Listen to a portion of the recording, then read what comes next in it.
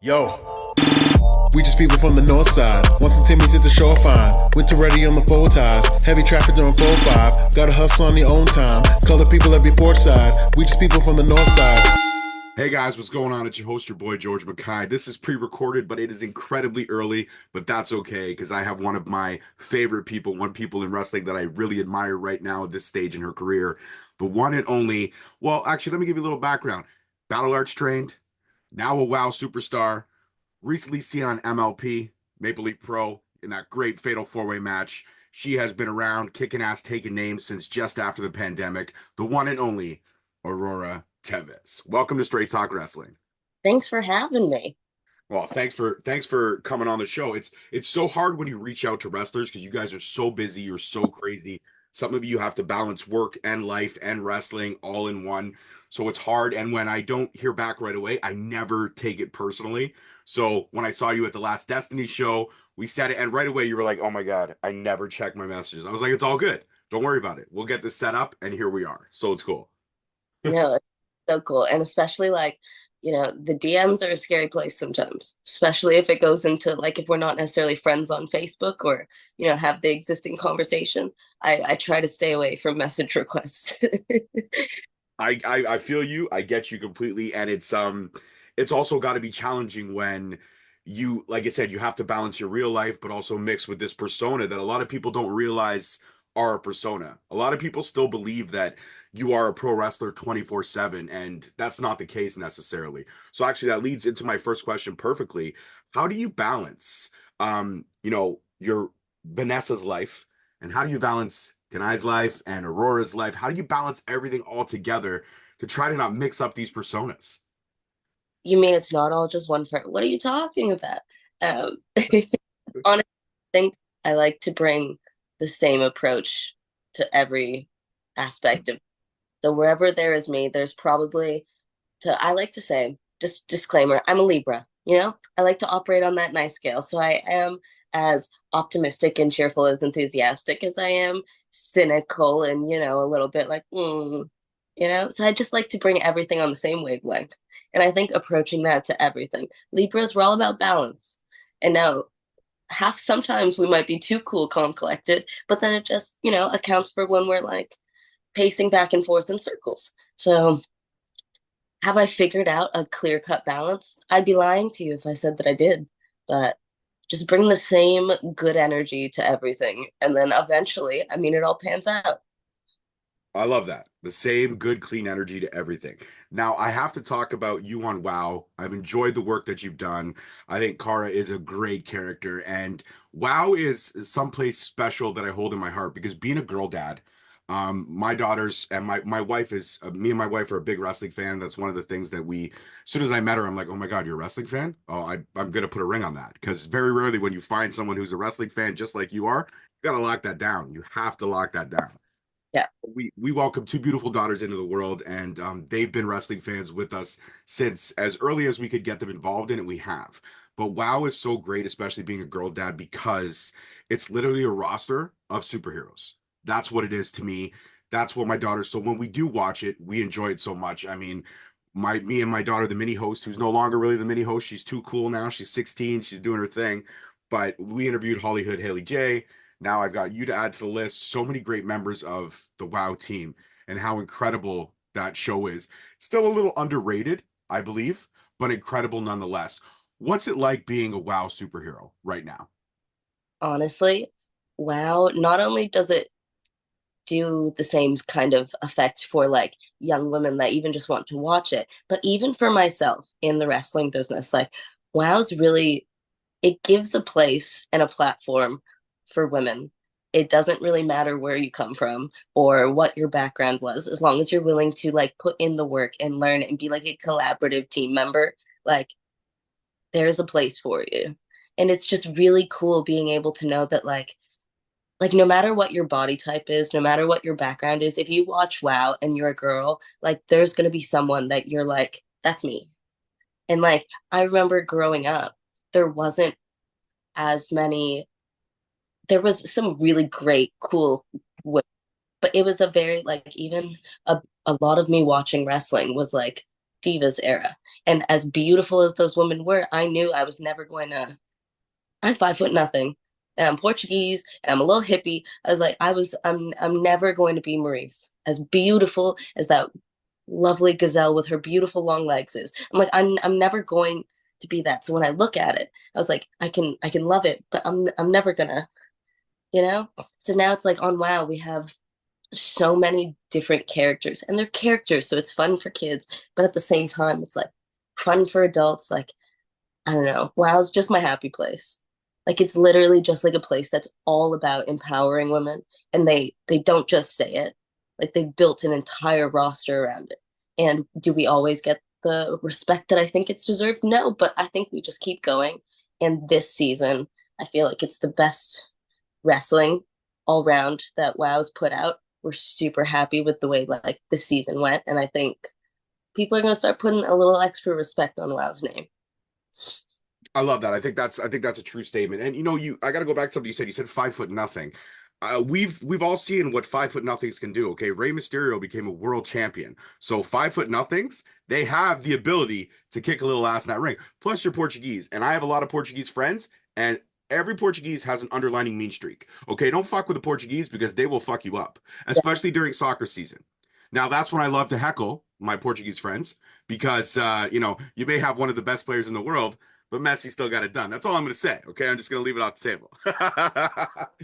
But back to everything that you've been through. I know that you trained at Battle Arts under Santino Marella at the time. Now he's no longer kind of training it. He's a partner, but there are other people kind of overtaking it now. The wrestling program is flourishing there once again. And you made your debut 2016. Then I believe, correct me if I'm wrong, if I've done my research correctly, and I try to pride myself in my research, but it's hard to find everything you can. I believe you went over to England for a little bit. Pandemic happened, things slowed down, but then right out of the gates in the pandemic 2021, you were hitting all cylinders and you have not slowed down since. That's me. I feel like you summed it up. Um, Perfect. so my start with battle arts, the first like about 2 years, I was actually in university. So I would come back for like the summer months, and I was only allowed doing battle arts style wrestling. So at the time, that was based in submission and catch wrestling under Yuki Ishikawa. So not necessarily everyone's typical pro wrestling start, but it was really cool. So like my first 2 summers, it was almost like summer camp for me because I was off at university, and Santino's big advice was I wasn't allowed starting wrestling till I was at least 18. So I did kickboxing in the background of the shadows of battle arts, just waiting to get into the program. And then he was like, go off to school. And then you can always, like, battle arts is your home. It's not going anywhere. So I was like, okay, fine. But then I was so eager to get into it. He's like, fine, you're not taking bumps yet, but you can learn like catch wrestling. So technically it started in 2017, but I didn't have my first like pro wrestling match until, and that was still at a student show until like 2017, the summer of. So it was a good time. Absolutely. What was it like? I mean, learning under the tree of Akujikawa, like you said, and Santino Marella, learning from these guys who have like literally been staples in their countries, in their promotions, coming together, learning those two different styles. You're learning the North American style, but you're also learning the Japanese style, which is so much more hard hitting, so much more stronger, so much craziness. I love him. He's adorable, by the way. Or she. Is that a girl or a boy? So there's three. This is a husky household. So that one's Freya. Okay, perfect. Husky House. Oh, my kid, my 16-year-old will be all over it right now. She would say, "I can babysit anytime for you." I know she would, 150%.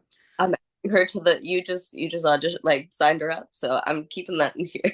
100%. She loves Huskies. That's her favorite breed of dog, 100%. When you learn to balance those two styles, it kind of gives you a little bit of extra in your toolbox. And I feel like it helps you evolve and pick up other styles faster. I feel like the more styles you learn, the more you can mishmash the styles together. Would I be correct in saying that? So it's funny. So at the beginning of my wrestling career, when I started working on the indies, I almost felt a little bit lost with it because I felt like I didn't fully know how to merge the skill sets. So when I worked with people that had trained with Santino and Yuki, I felt like I was like, okay, this is where this piece goes and this is where this piece goes. And then when I started getting out into the indies, I was like, well, how do I mesh these like styles? And I think I finally found like a nice way to mix in the two where it's like I can be fiery and throw in my like majority of my moveset is my kicks, and it's I was legitimately trained in kickboxing through it. So I was like, I get to use these like really shoot aspects. And now I feel like I found like a sweet spot of like mixing them in and merging them. And then it wasn't until I was really wrestling in Europe and got to work with some Joshi wrestlers as well that I realized like even though we weren't like there's one gal Sarah Leon and she's from Spain and working with her like we don't speak the same language but we spoke the same strikes and we didn't plan the beginning of our match. We're like, yeah, we'll just we'll wrestle. And that took us so far. And it's actually one of like my favorite matches that we did for RCW in Spain. And it's legitimately like a place in my heart that I'd wrestle her with my eyes closed every single day. And I think it's cool that it's like I've found that sweet spot of it where it doesn't it's legitimately grappling. So it's fun. Absolutely. Listen, all that kind of old school wrestling, that grappling style, I think is a lost art.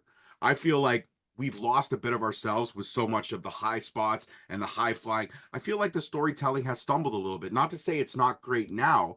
I just kind of, I'm an old school fan in a lot of ways where I appreciate the build.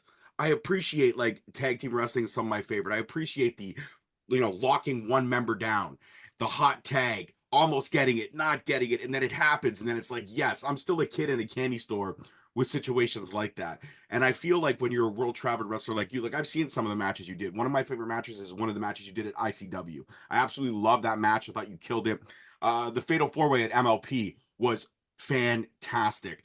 I saw 4 legitimate threats in one ring and 2 representing the North with such pride in you and Taylor Rising that's what makes me smile.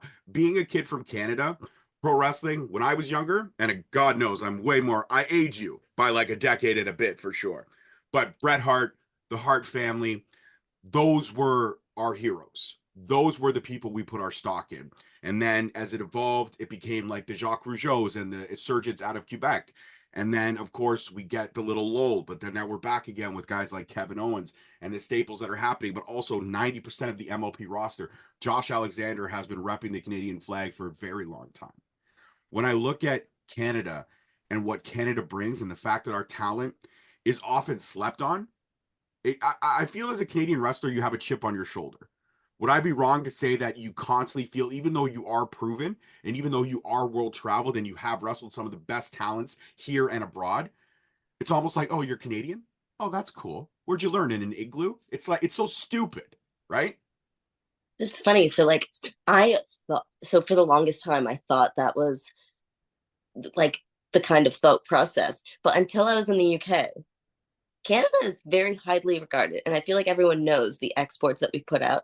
So I think sometimes our biggest issue is that we sleep on ourselves. Hmm.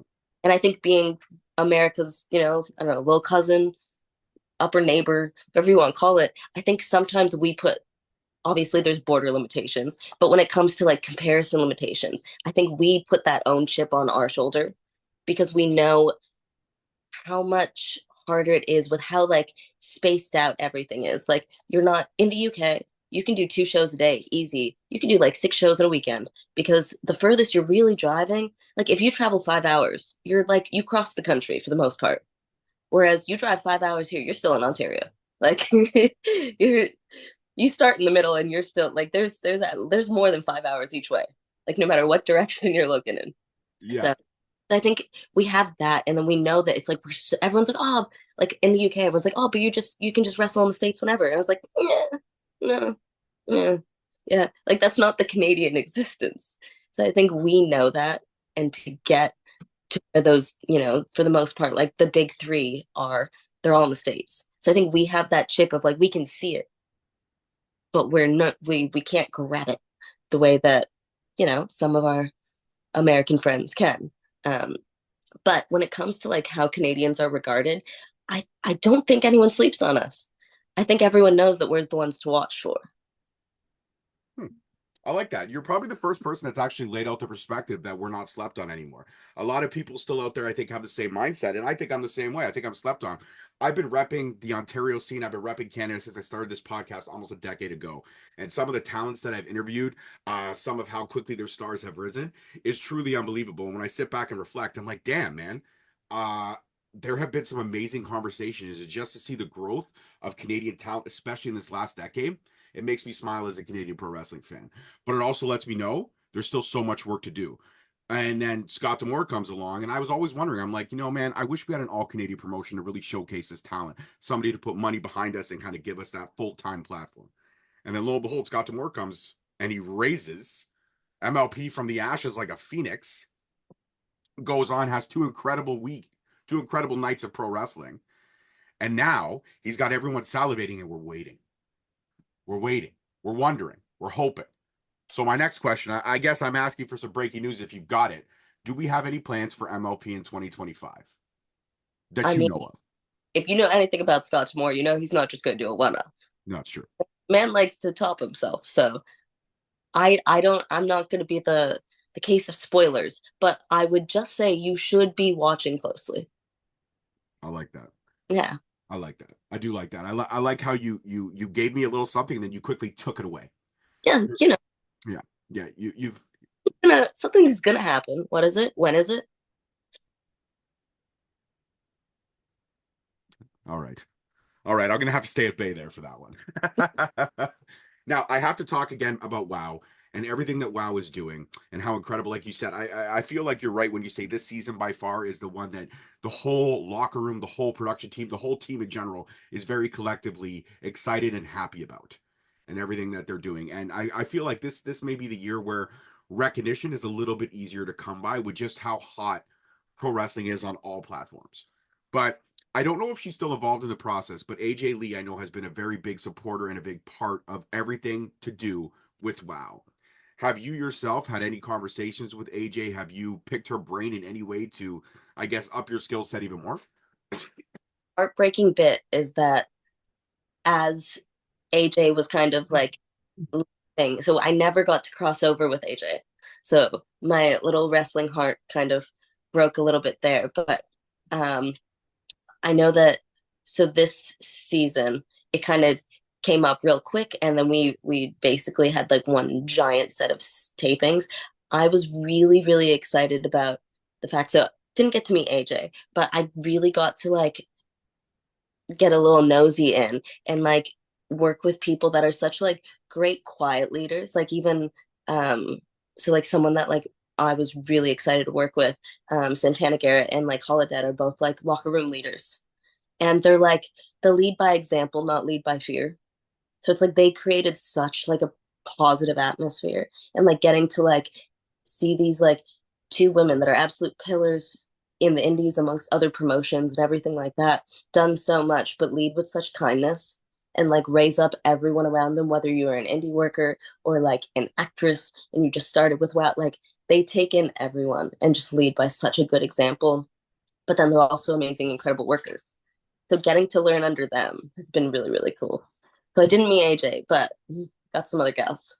Yeah, but still, Santana Garrett and Holodead, those are two names that are highly regarded in this industry. Holodead has, I love the work she did at MLW. I enjoyed the whole run there. I think the character is great. I've met her a few times, been able to call a few of her matches, like I've been able to call a few of yours at Destiny Wrestling. It's been exciting to see the growth of the women's division in Destiny. And you came back during the kind of resurgence. There was the whole tournament process, and then now we have a representative of our own in Noof as our champion, but you're still there. You're a fixture. You have an opportunity, possibly in 2025, to challenge Noof for that title. And I would be very excited to call that match, to see two homegrown Ontario girls go toe to toe for that title. And I think that it shouldn't just be a regular match. I think Aurora Teves and Noof are ready for like an Iron Woman match. Give me 30 minutes. I think you guys would put on one hell of a show. Would you agree with that kind of, maybe not necessarily that stipulation, but would you be excited to have some kind of match where you two can just go balls to the wall? I mean, I'd take 30 minutes with Newf. I mean, just getting to raise myself to that standard would be super cool. Like I know I can hang, and I think what we could do, and it's like it's nice to know that we have like these like Ontario wrestling and Canadian wrestling in general is building up Canadians. So having a championship match with two Canadians in a show that's kind of known, like Destiny is the place where they're bringing in people. So far my two opponents have both been Americans. So like it's great, but it's like it'd be really cool to just raise that standard of like we can hold down the fort on our own as well. So Absolutely. I'm I put myself I you know put myself up as tribute. I'm next. I like that. Okay, Hunger Games, little Hunger Games reference. I love it. I love it. I put myself up as tribute. I love it. All right. I actually read a very interesting tweet as I was doing my research. There was a tweet from a fan that a good friend of ours, Rohan Raja, he retweeted. It says, "You, Kid Chocolate, and somebody else would be amazing for the WWE ID program." And your name was first on that list. So it was Aurora, it was Kid Chocolate, and it was the other individual whose name is slipping me, so I apologize. But when he retweeted it, I retweeted it. And I look at the number of retweets that it's had since then, it's been a very positive number. It's elevated. It's not trending, but it's elevated. When you hear of the WWE ID program and all the names that they are highlighting, all the names that they are spotting, and we've already had a few surprises here in the North of who's been picked and who's been selected. We So, also, yeah, we also have a few North representatives. One of your Battle Arts friends and students, Bianca Corelli's already over there. Ariana Grace, she's making waves in NXT. The whole pageant gimmick. Nobody plays just a egotistical pain in the ass quite like Bianca Corelli. She really does shine in that aspect. which is funny because she's such a nice gal to have in a locker room, but like if there's like a charisma apple on a tree, like that's she is a Morella. She is a Morella. Like she even back when we were like students in student shows, we would be taking like I mean, we did have like one of the best photographers ever, Andrea Kellaway, but like these ring shots at a student show and Bianca just like is like putting someone in a hold and just looks like the most be like you would think it was a still shot that she posed for. I'm like, how do you do that? Like so love B. Yeah, it's like How I Met Your Mother, Barney. He can never take a bad picture. Yeah, it's literally like some like little Instagram reel as well. Like there was like a little trending moment whereas like when your girlfriend's photogenic, it's like that's literally Bianca Crowley. The girl just like looks to the left and she's like Whereas, majestic. whereas me, when I take photos, I look like Quasimodo. Where I'm like I look nice, and then I see a photo of it, and I'm like I'm Yeah. working on the photogenicness. Yeah, I have to. Whenever I take a photo, like even when I take, like I've taken some shots for Straight Talk, like promo shots and stuff like that. Whenever I have to do it, I have to do like I have to put my head down, and then I have to quickly get up and like point at the camera with like smoldering intensity. But then I try not to laugh because I'm like I'm not an intense person. I have no intensity in me whatsoever. I feel like so my thing is still photos. I got a good still photo, Okay. but in photos, apparently, I just get way too into it, and I just look like a little ball of rage, or like I'm being mercilessly killed. So usually, just not two of the most photogenic moments. Do my Oh, best. it's very juxtaposition on that for sure, 100%. But of course, that's the Portuguese in you. Like I said, I've called a few of your matches at Destiny, and yeah, when Maggie Lee was all over you, you were like, "No, I'm done. I've had enough of this. I'm going to run through you, over you, under you, whatever I can do because now I'm pissed." And you also do that like primal scream in the ring where I'm like, "Oh, she's pissed. Okay, she's unhinged now. It's happening." It was passed down from the womb. You should. My mom, she's 4'11". Oh, she's a spicy pepper. That one. She still gets you sometimes when she gets like the yell and you're like, "Oh my God, I'm like 6 years old all over again." Or sometimes it's even just the look, like the slow look across. Oh, I'm like, oh, I messed that one up. I think I got the dad look down pretty good. I think I got the dad look down pretty good. Like when my kids annoy me, I'll just be like, I love that. And then they're like, oh, this is a talk in the car. don't, if I don't blink, it's game over. It's checkmate. Okay. 100%. Now, when I look at the evolution of Aurora, I look at the evolution of Kara, I look at the evolution of Vanessa. We're talking close to almost a decade in this business, training, debut, all that stuff, and how far you progressed. Would you say your career is on the trajectory that you are satisfied with? And you kind of feel like you've nailed all the points you wanted to nail at this point in your career, or do you feel like you still have way more plethoras you wanted to hit by this point? I think I'm really happy with the things that I've already accomplished, but I'm not content, if that makes sense. So I'm like, by no ways would I ever look back at all of the really cool things that I've done. Like I've wrestled in places like Finland. Like I got paid to wrestle all over Europe. Like I got to wrestle in places that most of my family has not even had the thought of visiting. Like weekend trips to Barcelona to wrestle was just like my normal event, you know? Like so when I think back and I was like I almost got so used to that I was like, oh, this is just a norm for me. I'm like, oh yeah, spending months at a time in California. It's like wrestling in Vegas, like getting the whole Fremont Street turned down. I was like, oh yeah, like that's just kind of my life. But then when you look back at it, it's like, no, those are really cool things. I'm really happy about them. I'm super proud of them. But at the same time, it's like I only want more. Like I know that I'm only at like reaching this pinnacle of like I really found my groove. It's only going to continue to get better from here. So am I at the trajectory I want to be? I don't know. Wrestling's not linear. It's hard to say.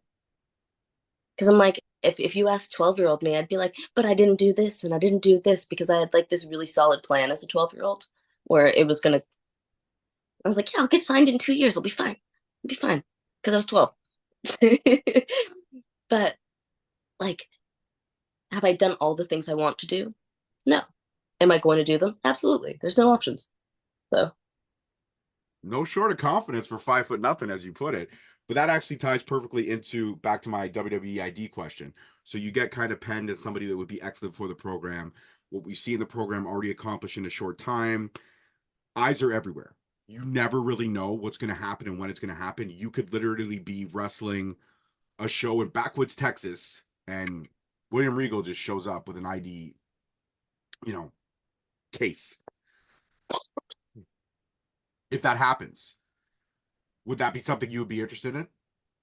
I feel like it's like there's always going to be interest regardless. It's like whenever you're looking for like next steps, I'm like right now I'm really happy with what like the work I'm doing with WoW, but at the same time the beauty of it all is with wrestling it's like opportunities are literally everywhere and they're endless and if you're necessarily seeking for them they might not be there but the minute I feel like it's almost like the relationship advice everyone gives it's like oh if you stop looking the right person's just gonna like that's when you'll find them. So honestly, I feel like the only thing that I can really do is keep pushing and upping my own game. The nice thing to know now is like it is really cool that ID is this new incentive because not that anyone's like not working hard on the indies, but there's this extra little oomph of like what we do matters, what we do is appreciated, and what we do is being watched. And it's being watched by an MLP, it's being watched by like TNA, AEW, WWE, like everyone's watching. So it's just cool to know that it's like, I don't know, there's like a nice energy in the air of momentum. Which way are you going to see me go? I don't know.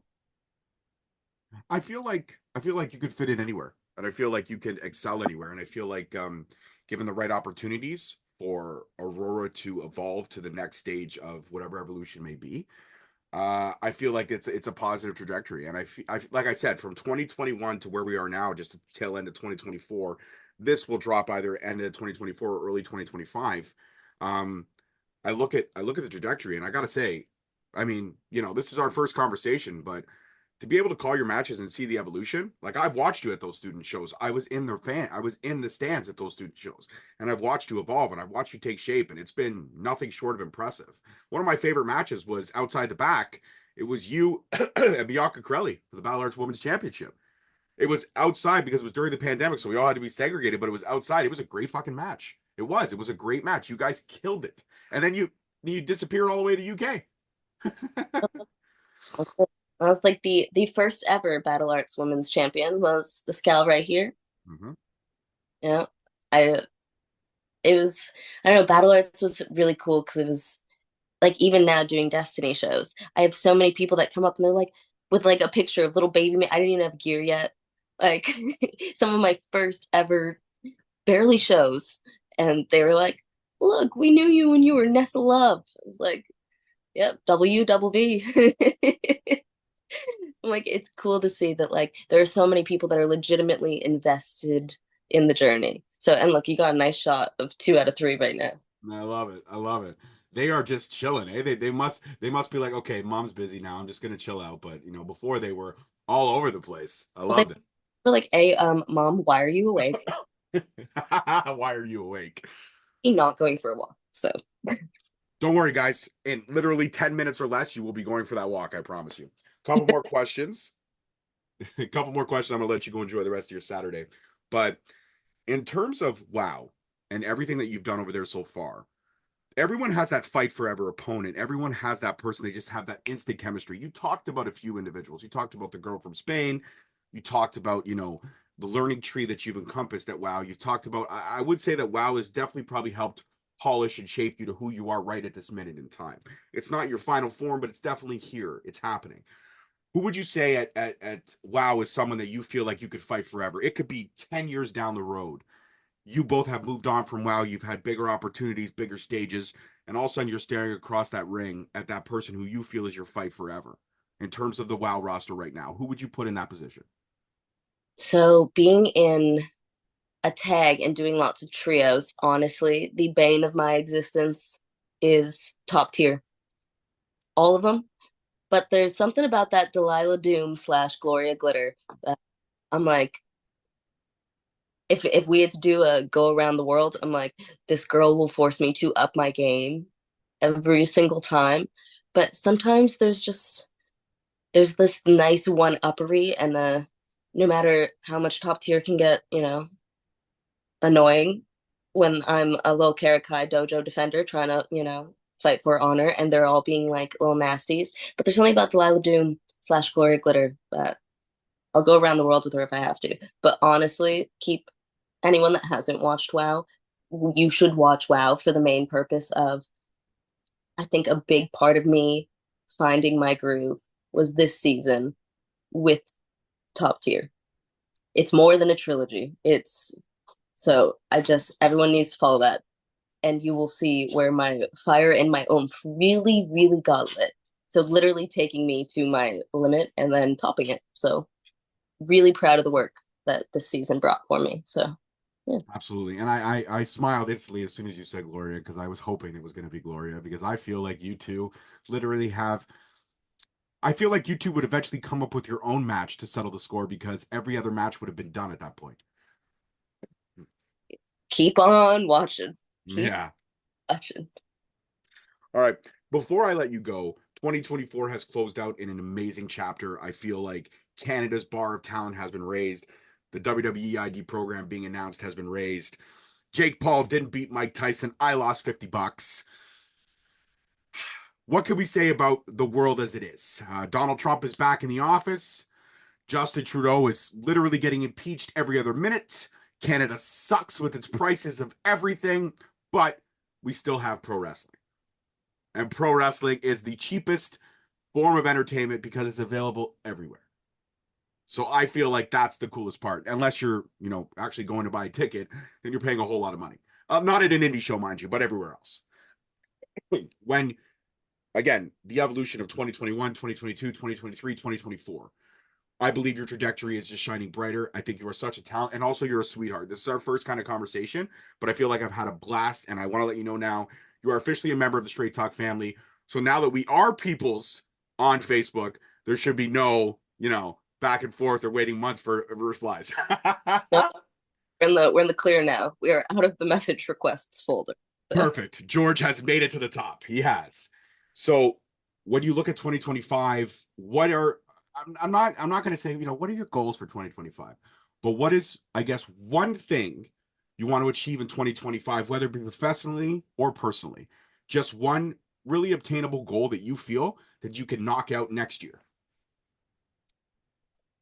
So honestly, haven't sat down, and so I always at the end of every year do my nice little reflection and go back of all the things that I'm super hyper proud of, and then try to top myself from there. So I'm not gonna put myself in a box just yet because I haven't looked at my fancy list and done my whole reflection.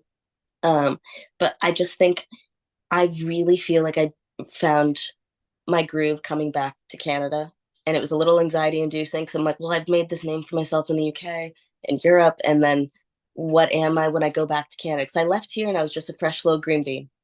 I was just a student, and I didn't know what coming back meant for me. And the work that I've been doing with Dungeon and with like Maple Leaf, like I feel like I'm really solidifying myself as someone to follow in Canada. So I think just gonna keep doing what I'm doing and solidify myself as one of the top women in Canada, and like then maybe just take over North America. Just all that. A Canadian superhero just running the gamut. I love it. I absolutely love it. Before I let you go, look at the camera, give me that Aurora Teves energy, and let people know you had hopefully a pretty cool conversation with Straight Talk, and they should subscribe because I'm underrated and I'm slept on, and we got to get them people woke. So not necessarily your wokest of queens. I feel like I missed the wavelength. I feel like I'm just like on the outside of that the elder emos. So I don't know if I get to use the cool word, but Straight Talk, this is a lovely conversation. And if you don't subscribe, I mean, how are you going to know when I come back? And I drink my another morning coffee. And maybe Freya, Ahsoka, and Dexter will have their own moments. They're huskies. They can chat. So, like, yeah, follow, subscribe, follow me, Aurora Wrestling, so that way you can see where I'm at, what I'm doing. If I'm on here again, we need a community, energies. Let's go. Put it all into the universe. I love it. That is the absolute best way to end this kick-ass conversation. Aurora Teves, thank you so much for giving me the time. Enjoy the rest of your Saturday. Guys, that's it for this one. Peace, love, and wrestling. We will see you next time. Peace. So long. We just people from the north side. Once the Timmy's hit the shore fine. Winter ready on the full ties. Heavy traffic during 4-5. Gotta hustle on your own time. Color people every port side. We just people from the north side.